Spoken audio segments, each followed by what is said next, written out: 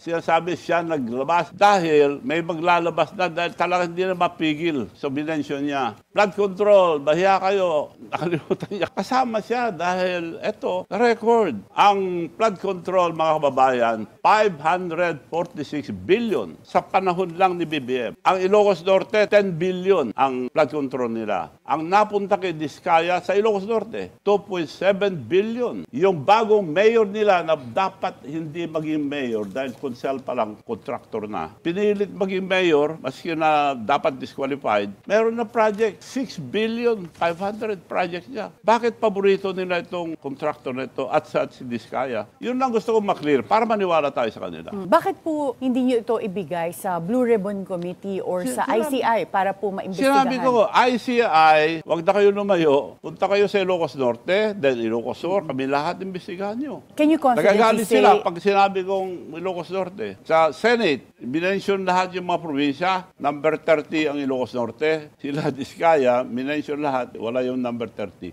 May nalampasan kayo, sabi sa Senate, hinanap. Wala. Meron pala. Ilocos Norte. Tapos nagsara na, wala na. Napansin ko kasi nung tiningnan ko sa ating transcript, parang hindi mo binasa yung paragraph 30 na kung saan binabanggit dito yung DPWH Region 1. Hindi nasama sa binasa mo ito. Ano ito, nagkamali ka lang o... Talagang hindi ko po nabasa dahil masyado na pong mahaba yung binabasa ko po. Hindi nga, sabihin mo na nagkamali ka lang, hindi mo sinasadya. Hindi po sinasadya. Pero dito po, wala rin po eh. Hindi nakasulong. Baka nakalimutan pong ilagay, kaya hindi ko po nabasa. Tsaka pinatigil po ako doon sa... Nakatigil... Ay, ito, sorry. Nagkamali po ng page.